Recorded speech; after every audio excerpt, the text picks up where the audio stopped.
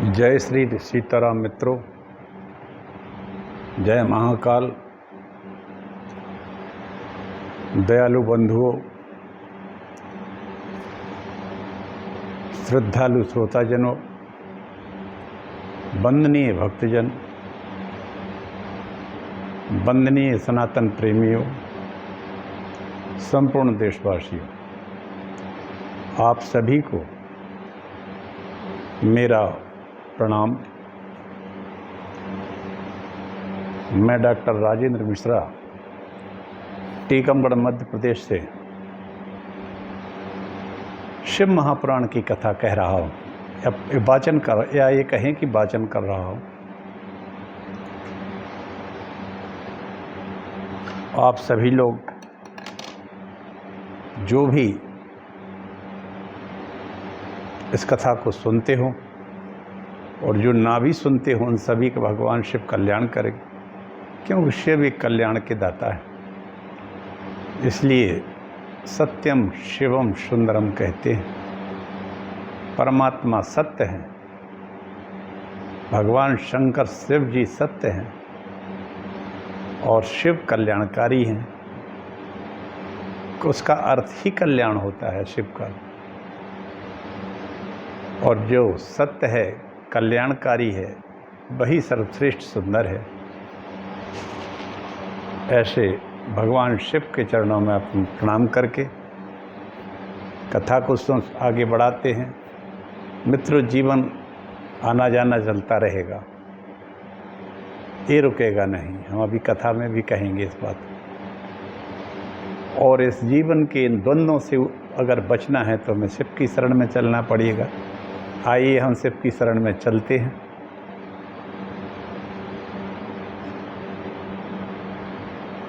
जग मंगल गुण ग्राम राम के,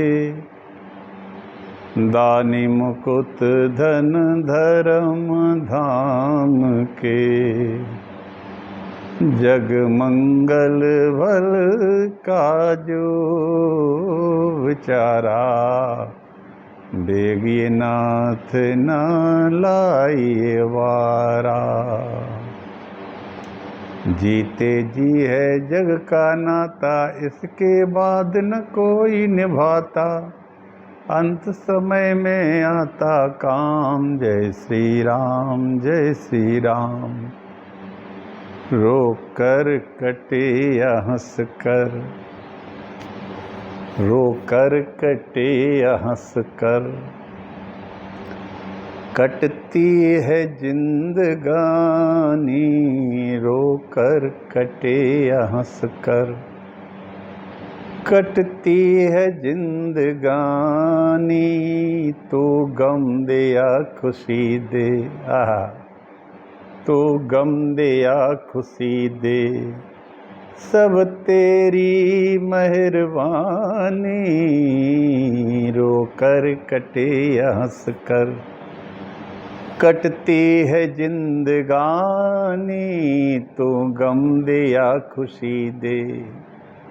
तो गम दे या खुशी दे, तो गम दे या खुशी दे, सब तेरी मेहरबानी। प्रभु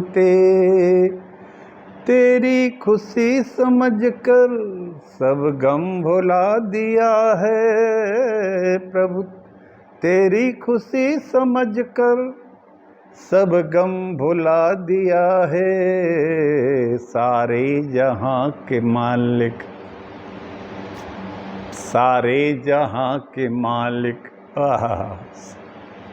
सारे जहां के मालिक, तेरा ही आसरा है। सारे जहां के मालिक, सारे जहां के मालिक, तेरा ही आसरा है। रो कर कटे या हंस कर, रो कर कटे या हंस कर। कटती है जिंदगानी सभी की, चाहे वो इस देश का सबसे बड़ा अमीर व्यक्ति हो, पदाधिकारी हो, और चाहे सबसे निम्नतर निम्नतर हमारे जैसा व्यक्ति हो। सबकी कटती तो है, जैसे रोक रोके कटे या हंसकर, कटती है जिंदगानी, चाहे पढ़ा लिखा हो चाहे गैर पढ़ा लिखा हो। जीवन तो कटेगा, उतना ही कटेगा जितना कटना है, उससे अधिक ना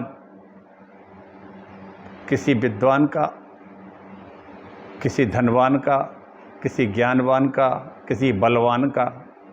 अरे जाने कितने कितने लोग हैं, और कोई बिल्कुल फक्कड़ गरीबदास का, सबका कटेगा ऐसा है।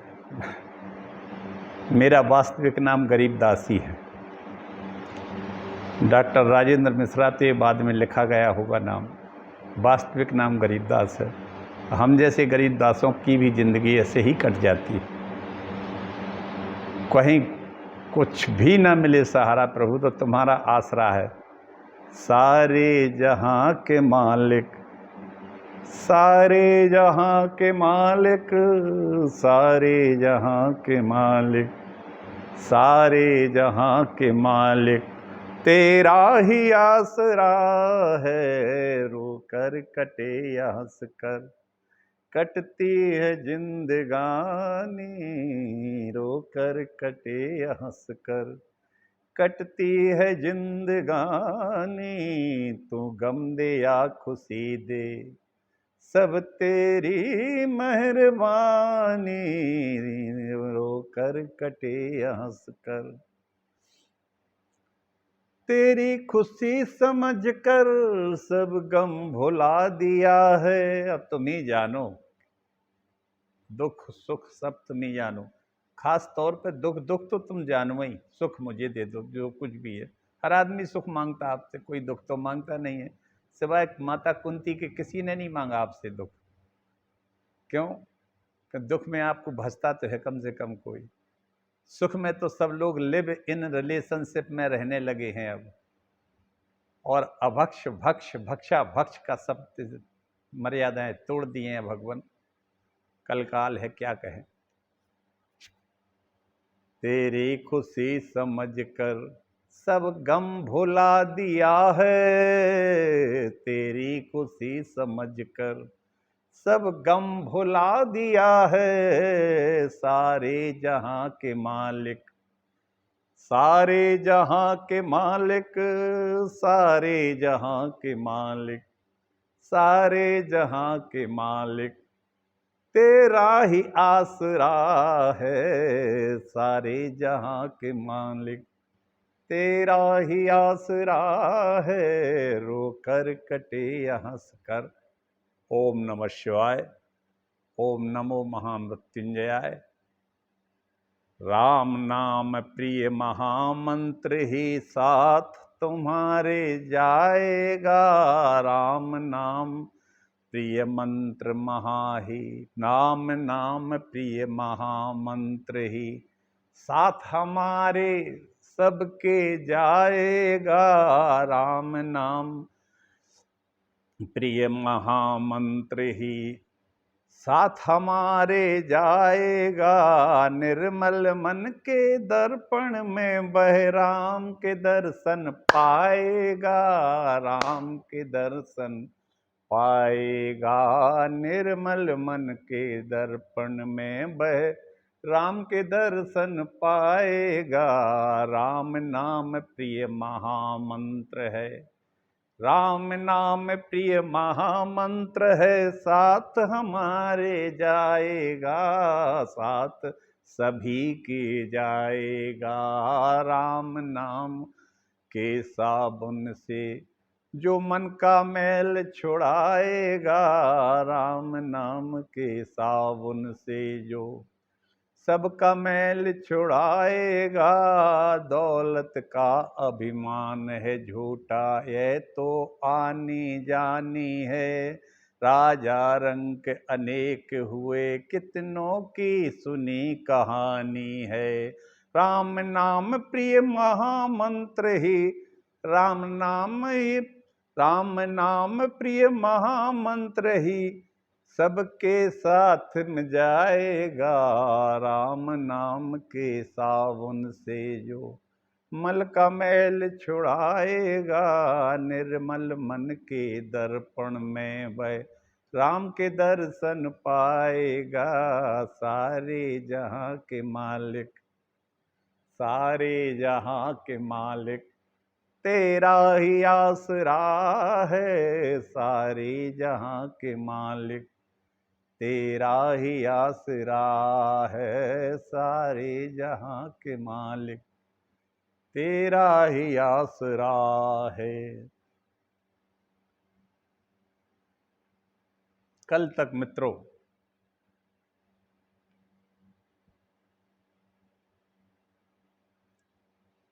हमने कल काल का निरूपण किया था। बहुत विशद वर्णन है हमारे पुराणों में। हमने कल कहा था एक पलक जितने में गिरती है एक निमेष होता है, एक छोटा सा एक मंगलाचरण कर ही लेते हैं, फिर कथा शुरू करते हैं। नमोस्तु रामाय सा लक्ष्मणाय देव्यै च तस्यै जनकात्मजायै, नमोस्तु रुद्रेन्द्रयमानिलेभ्यो, नमोस्तु चंद्राग्निमरुद्गणभ्यः। वायुदेव कहने लगे महर्षियों से नैमिषारण्य तीर्थ में, आयु का प्रथम मान निमेष है जी, पलक गिरती है जो जितने समय में पलक गिरता है उसको एक निमेष कहते हैं। 15 निमेष की एक काष्ठा, 30 काष्ठा की एक कला, 30 कला का एक मुहूर्त। ये मुहूर्त हम अपने पंचांग में पत्रा में निकलवाते हैं, तो 30 कला का एक मुहूर्त होता है। 30 मुहूर्त का एक दिन और एक रात होती है, मतलब 15 मुहूर्त का दिन, 15 मुहूर्त की रात। 30 दिन रात के 2 पक्ष होते हैं, एक माह होता है। 2 पक्ष 15-15 दिन के होते हैं। एक माह होता है 30 दिन का, 6 महीने का एक अयन दक्षिणायन और 6 महीने का उत्तरायण। इस तरह मनुष्यों का एक वर्ष हो जाता है। मनुष्य के 30 वर्ष, देवताओं का एक महीना। ऐसे मनुष्यों की जब 30 वर्ष निकल जाते हैं तो देवताओं का एक महीना निकलता है, और मनुष्यों के 360 वर्ष जब निकल जाते हैं तब देवताओं का एक वर्ष होता है। मनुष्य के जब 360 वर्ष निकल जाते हैं तब देवताओं का एक वर्ष होता है। मतलब देवताओं के एक वर्ष में ही हम ना जाने कितनी बार जन्म ले चुकते हैं, क्योंकि 360 वर्ष में एक वर्ष देवताओं का होता है।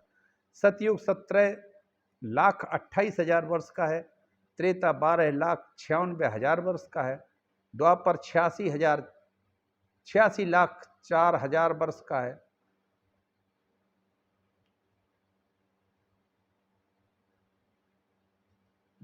सतयुग है 17,28,000 वर्ष का, त्रेता है 12,96,000 वर्ष का, द्वापर है 8,64,000 वर्ष का, कलयुग है 4,32,000 वर्ष का।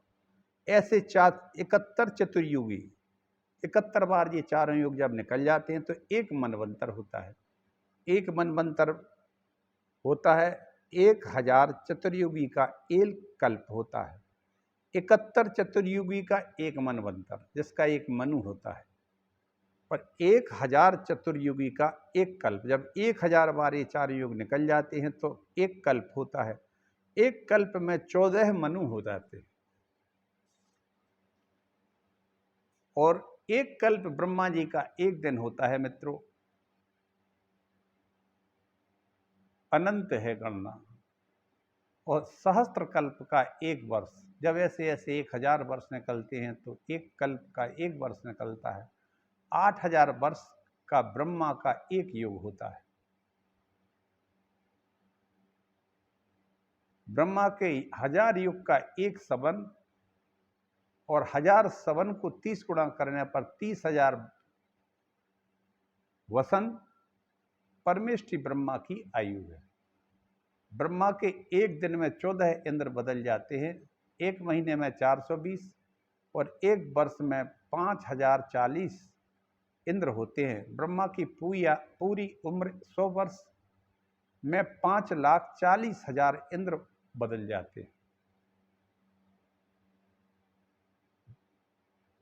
ब्रह्मा विष्णुर्दिने चैको विष्णु रुद्र दिने तथा ईश्वरस्य दिने रुद्रा सदा खस्य तथेश्वरा। ऐसा ब्रह्मा विष्णु के एक दिन पर्यंत रहते हैं। ऐसे ब्रह्मा विष्णु भगवान के एक दिन पर्यंत रहते हैं और रुद्र के एक दिन तक विष्णु रहते हैं। ईश्वर के एक दिन तक रुद्र की स्थिति होती है, जिसे हम सत कहते हैं। आहा, हे ब्राह्मणों, इस प्रकार सृष्टि का कालांतर वर्णन किया है। इतना काल परमात्मा का एक दिन और इतनी ही फिर एक रात्रि हो जाती है। विश्वात्मा की शक्ति का कोई भी उल्लंघन नहीं कर सकता। उस परमात्मा को नमस्तस्मयी महते शंकराय शिव को नमस्कार है। अव्यक्त जन्मा ब्रह्मा की आयु का क्रम, उसकी आयु का पहला आधा भाग उसे परार्ध कहते हैं। जब 2 परार्ध बीत जाते हैं तब ब्रह्मा की आयु समाप्त हो जाती है। वायुदेव फिर कहते हैं,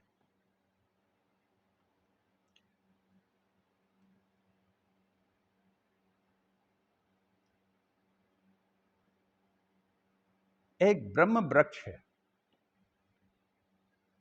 ब्रह्म वृक्ष क्या है? सृष्टि प्रकरण में महत तत्व से लेकर विशेष पर्यंत सब कुछ प्रकृति का ही विकार है। यह प्राकृतिक जगत पूरा का पूरा ब्रह्मांड प्राकृतिक है। चंद्रमा सूर्य की प्रभा से उद्भासित है। ये सब चंद्र और सूर्य की प्रभा से पूरा ब्रह्मांड पूरा उद्भासित रहता है। ग्रह और नक्षत्रों से यह मंडित है।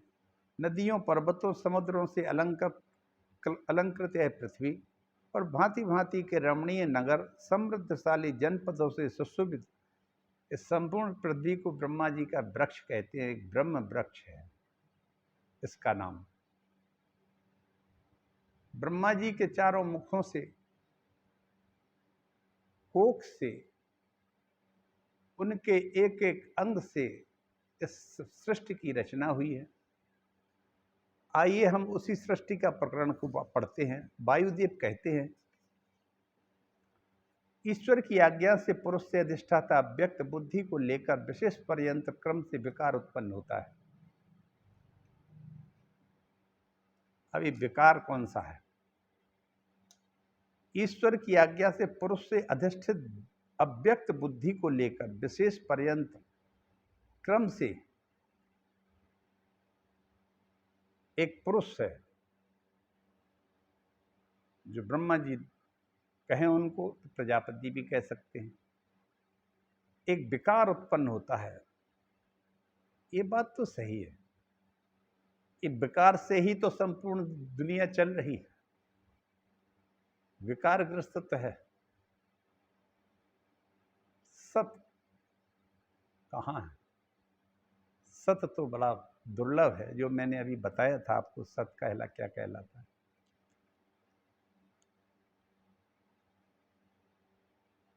सत कहलाता है जब रुद्र का एक दिन पूरा हो जाता है, कि ब्रह्मा के 100 वर्ष की आयु ब्रह्म विष्णु भगवान के एक दिन के बराबर होती है।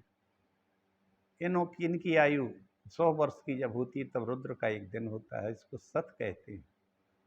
यही सत है। अब ये सत तो मानव गणना के अनुसार तो कुछ समझ में नहीं आता है। कितने करोड़ों करोड़ वर्ष लगते होंगे। तो एक प्रार्ध में तो फिर कल्प का अंत ही हो जाता है, प्रलय हो जाती है। तब ईश्वर की आज्ञा से विकार उत्पन्न होता है। विकारों से रुद्र, विष्णु, पितामह जगत के कारण 3 देवता उत्पन्न होते हैं। विश्व में कहीं भी न रुकने वाली इनकी शक्ति है। इन तीनों की उत्पत्ति, पालन और लय इनके कर्म हुए, जिनमें शिव महेश्वर प्रसन्न होते हैं। ये परस्पर उत्पन्न होकर परस्पर स्थिति हो शक्तियों को बढ़ाते हैं। कहीं ब्रह्मा कहीं विष्णु कहीं रुद्र की प्रशंसा होने से उनके ऐश्वर्य में कोई कमी नहीं आती। इस कारण महेश्वर प्रकृति पुरुष सदाशिव विष्णु ब्रह्मा ये सब शिवात्मक हैं। आहा हा हा, क्या बात है। हम ब्रह्मा जी की जब बात करते हैं, चाहे हम भगवान विष्णु की बात करें, किसी की भी प्रशंसा करें, उनके ऐश्वर्य में किसी की भी कोई कमी नहीं आती है। क्यों नहीं आती है? क्योंकि इसके कारण में महेश्वर प्रकृति जगदम्बा है। पुरुष हैं सदाशिव विष्णु। पुरुष कौन है? सदाशिव विष्णु ब्रह्मा, ये सब शिवात्मक है। माने ब्रह्मदेव की प्रशंसा करें तो उनके ऐश्वर्य में कमी नहीं, भगवान विष्णु की प्रशंसा करें तो कोई ऐश्वर्य में कमी नहीं, रुद्र की करें तो कोई कमी नहीं, क्योंकि इस तीनों में ही शिवात्मकता ही होती है। एक ही तत्व रहता है, नाम अलग अलग हो सकते हैं और उस अनादि ब्रह्म का एक नाम से निरूपण थोड़ी किया जा सकता है। कहीं तो है बिनु पग चले सुनय बिन काना, कहीं सगुण रूप आ जाता है। तो इस तरह से प्रकृति पुरुष सदा शिवात्मक है। प्रधान से पहले बुद्धि, ख्याति और मति उत्पन्न हुई। प्रधान तत्व से, महत्त्व के क्षोभ से 3 प्रकार का अहंकार उत्पन्न होता है। अहंकार से पंचभूत होते हैं, तन्मात्राएं उत्पन्न होती हैं, इंद्रियां। उस अहंकार के विकारी होने से सत्वगुण से सत्व हुआ। वैकारिक सर्ग एक साथ ही प्रवृत्त होता है। बुद्धि आदि 5 ज्ञानेन्द्रियां और 5 कर्मेंद्रियां, 11वां मन हुआ। मन सत रज युक्त होने से उभयात्मक है। तमोगुण अहंकार से भूतादि तन्मात्राएं होती हैं। भूतादि अहंकार से शब्द तन्मात्रा होती है। उससे आकाश, आकाश से स्पर्श और स्पर्श से वायु, वायु से रूप, रूप से तेज और तेज से रस होता है। रस से जल, जल से गंध, गंध से पृथ्वी उत्पन्न होती है। रसादापा समुत्पन्ना अस्ताभ्यायो गंध समुद्भवः, गंधाच पृथ्वी जातो भूतेभ्यो अन्यचाचरम। रस से जल, जल से गंध, गंध से पृथ्वी, मतलब पृथ्वी का गुण गंध है। इन्हीं पंच महाभूतों से सब चराचर उत्पन्न होता है। महत्त्व से लेकर विशेष पर्यंत अंड को उत्पन्न करते हैं। अंड से फिर ब्रह्मा, अंड से अब पृथ्वी उत्पन्न होती है। इन पंच महाभूतों से चराचर उत्पन्न हो जाता है। महत्त्व से लेकर विशेष पर्यंत अंड को उत्पन्न करते हैं। अंड से ब्रह्म संज्ञा वाला क्षेत्र वृद्धि को प्राप्त होता है। यही प्रथम शरीरी पुरुष ब्रह्मा सबसे पहले उत्पन्न हुआ। इस अंड से यह प्रथम शरीरी पुरुष ब्रह्मा पहले उत्पन्न हुआ। इसके बाद उसकी ब्रह्म संबंधी बुद्धि उत्पन्न हुई, जो अपनी आत्मा को 3 प्रकार से विभक्त कर त्रिलोकी में प्रवृत्त होता है। इन्हीं 3 गुणों से उत्पन्न लय पालन होता है। सृष्टि में चतुर्मुख, वही ब्रह्मा सृष्टि में चतुर्मुख, संहार में रुद्र और पालन में पुरुष सहस्त्र सिर कहा जाता है। इन तीनों अवस्थाओं में स्वयंभू रहते हैं। ब्रह्म सत्वगुण, रजोगुण, कालत्व में तम और रज, विष्णु में केवल सत्व रहता है। इस प्रकार गुण बुद्धि 3 प्रकार की हो जाती है। सत्व, ब्रह्म सत्व गुण और रजोगुण, कालत्व में तम और रज, विष्णु तत्व में केवल सत्व रहता है। इस प्रकार त्रिगुणा प्रकृति हो जाती है। ब्रह्मत्वे सृजते लोकान, कालत्वे संक्षिपत्यपि, पुरुषत्वे अत्युदासीनः, कर्म च त्रिविधम विभो हो। ब्रह्म तत्व में लोकों की रचना होती है, काल तत्व में संहार होता है और पुरुष तत्व में पालन का कार्य की सिद्धि होती है। इस प्रकार उस विभु ने 3 कर्म किए हैं। इसी से ब्रह्म त्रिगुणा कहलाता है। 4 प्रकार से विभक्त होने से चतुर्विहू कहते हैं। आदिदेव और अजन्मा होने से अज, और प्रजा की रक्षा करने से इनको प्रजापति कहलाते हैं। कितना बढ़िया। अजन्मा है इसलिए अज है, प्रजा की रक्षा करते हैं, जब वही प्रभु, उनको हम विष्णु कहते हैं।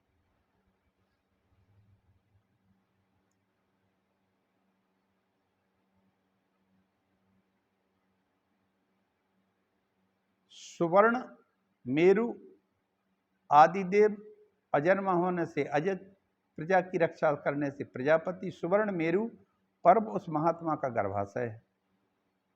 गर्भ का जल समुद्र है, पर्वत जरायु है। इस अंड में सभी लोक और विश्व स्थित रहते हैं। चंद्रमा, सूर्य, नक्षत्र, ग्रह, वायु सहित स्थित है। यह अंड 12 बाहर से 10 गुने जल से व्याप्त है।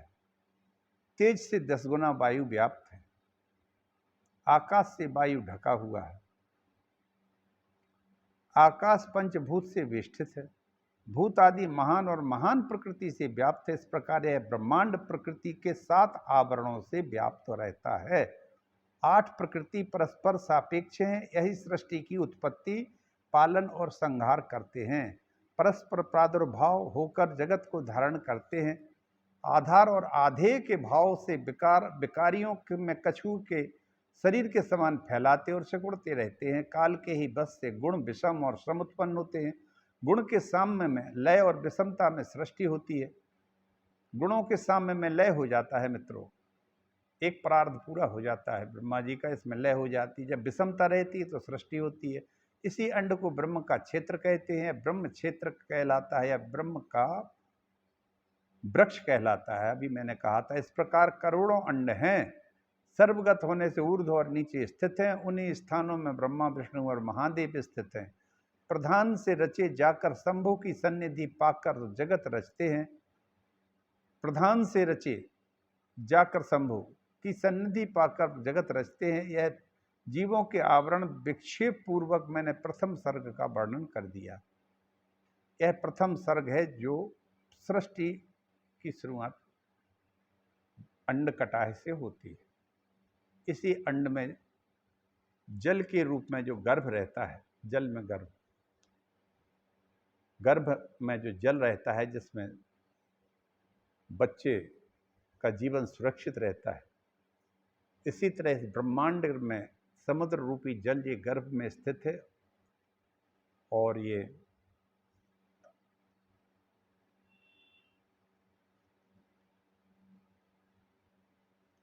गर्भाशय है। ये सुवर्ण मेरु पर्व उस महात्मा का गर्भाशय है। गर्भ का जल समुद्र, पर्वत जरायु है। और ये एक से एक के ऊपर एक 10-10 गुने बड़े हैं। इस विशाल अंड कटाय में सभी लोग स्थित रहते हैं।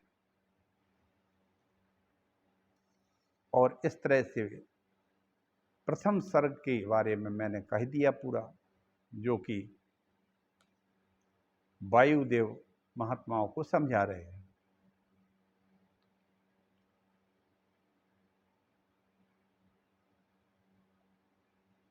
गुण के सामान्य में यह लय रहता है, विषमता में सृष्टि होती है।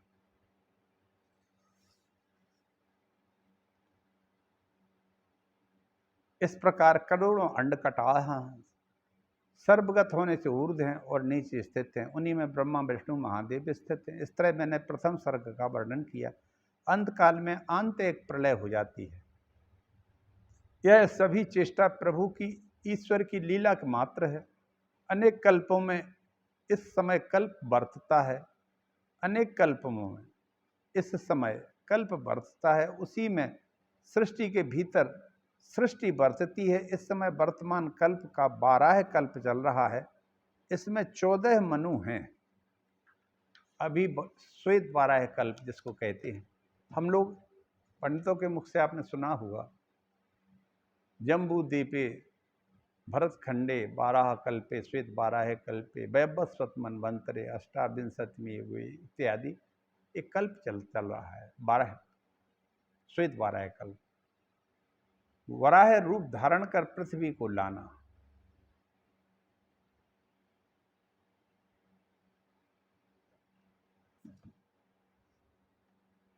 एक सर्ग की पृथ्वी के बारे में मैंने आप लोगों को बताया। थोड़ा सा और इसी में कहेंगे। ब्रह्मा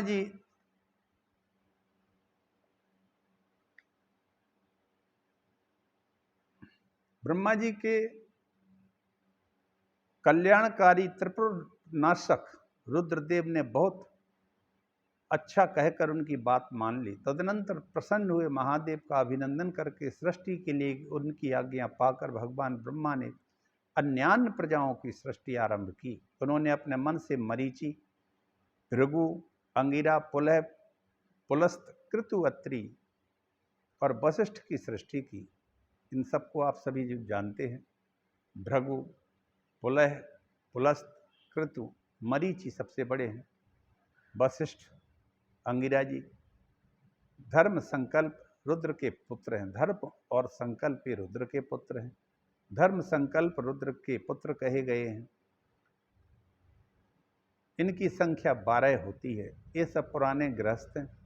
देवगण इनके 12 दिव्य वंश कहलाते हैं, जो प्रजावान क्रियावान महर्षियों से अलंकृत हैं।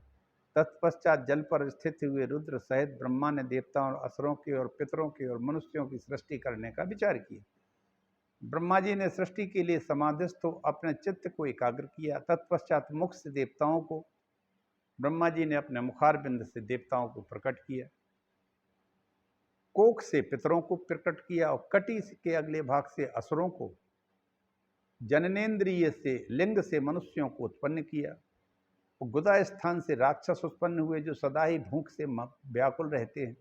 उनमें तमोगुण और रजोगुण की बहुत प्रधानता रहती है। इसीलिए आपने देखा होगा कि राक्षस जितने भी हैं, ये खाने के लिए घूमते हैं, चाहे इनको कुछ भी मिल जाए खाने, चाहे कुत्ता मिल जाए, कबूतर मिल जाए, ब्राह्मण मिल जाए, राक्षस मिल जाए, देवता मिल जाए, दानव मिल जाए, सबको खाते रहते हैं, क्योंकि इनकी उत्पत्ति ही बहुत ही गंदे स्थान से हुई है।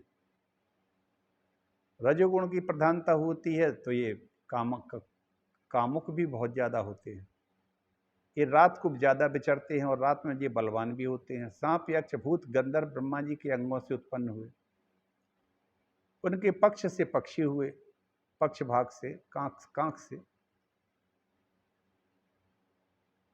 और वक्षस्थल से स्थावर जंगम प्राणियों का जन्म हुआ। मुख से पशुओं का, जैसे बकरे वकरे, घोड़े, हाथी, सरब, गाय, नीलगाय, मृग, ऊंट, खच्चर, तमाम तरह के पशु जाति के अन्य प्राणी भी उत्पन्न हुए। रोमावलियों से औषधियाँ, फल मूलों का प्राकट ब्रह्मदेव से हुआ है। ब्रह्मा जी के पूर्वी मुख से गायत्री छंद, ब्रह्मा जी के पूर्वी मुख से गायत्री छंद प्रकट हुआ, जो वास्तव में क्या गायत्री छंद की महिमा कौन कह सकता है। वो तो स्वयं ही ब्रह्मा बन जाए यदि गायत्री छंद पर निरंतर जप किया जाए। छंद तो बहुत सारे हैं, गायत्री छंद उसमें प्रथम है। और ऋग्वेद पैदा हुआ पूर्व मुख से। त्रिवृत्त स्तोम रथंतर साम अग्निष्टोम नामक यज्ञ की उत्पत्ति ये पूर्व मुख से हुई। दक्षिण मुख से यजुर्वेद त्रष्टुप छंद, पंचदश स्तोम बृहत साम उक्त नामक यज्ञ। उन्होंने अपने पश्चिम मुख से सामवेद, जगती छंद, सप्तदश स्तोम वैरूप्य साम और अतिरात्र नामक यज्ञ को प्रकट किया। उनके उत्तरवर्ती मुख से एक विंशति स्तोम अथर्ववेद, उत्तरवर्ती मुख से अथर्ववेद प्रकट हुआ। आप्तोर्याम नामक यम, अनुष्टुप छंद, बैराज नामक साम का प्रादुर्भाव हुआ। उनके अंगों से और भी बहुत छोटे बड़े प्राणी उत्पन्न हुए। उसमें यक्ष भी हैं, पिशाच, गंधर्व, अप्सराएं, समुदाय, मनुष्य भी है, किंकर है, किन्नर है, राक्षस है, पशु पक्षी, मृग, सर्प आदि संपूर्ण नित्य एवं अनित्य स्थावर जंगम जगत की रचना की। उनमें से उन्होंने जैसे जैसे कर्म कल्पों में अपनाए थे, पुनः सृष्टि होने पर उन्होंने फिर उन्हीं कर्मों को अपनाया। उस समय वे अपनी पूर्व भावना से भावित होकर हिंसा अहिंसा से युक्त, मृदु कठोर, धर्म अधर्म तथा सत्य और मिथ्या कर्म को अपनाते हैं, क्योंकि पहले की वासना से के अनुकूल कर्म ही उन्हें अच्छे लगते हैं।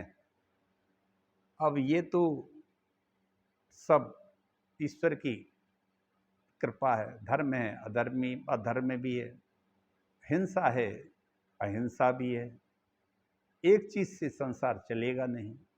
ये सब ब्रह्मा की कृतियां हैं।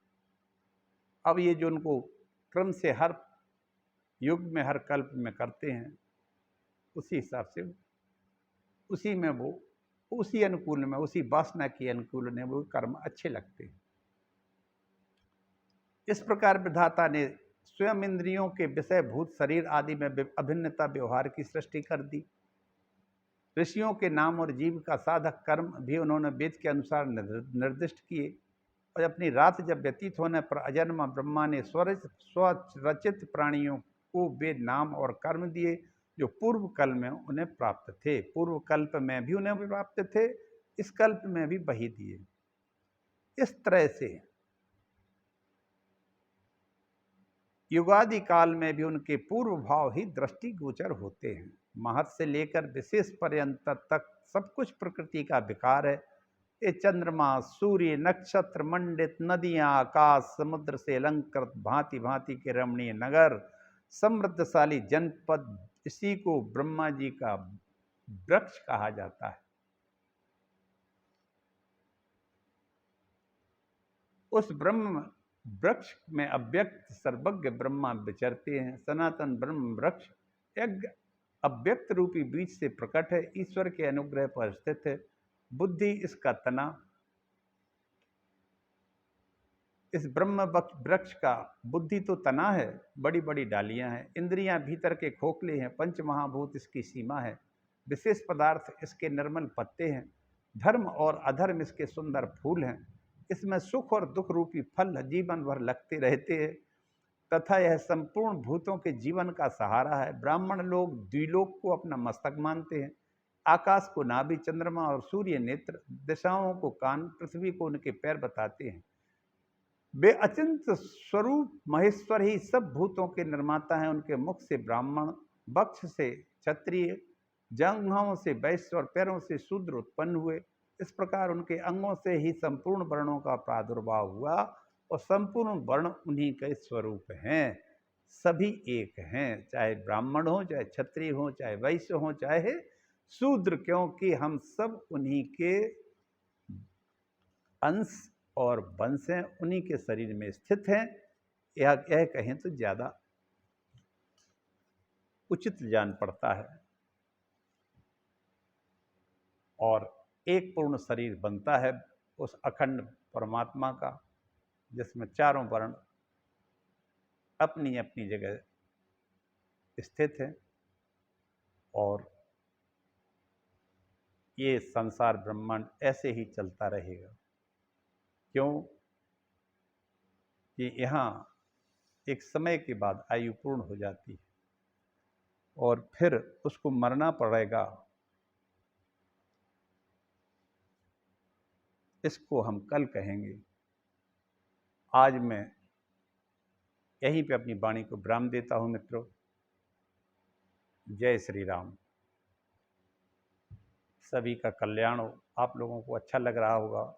ये वायवीय संहिता है, वायुदेव हैं इसके कहने वाले। कल और कहेंगे।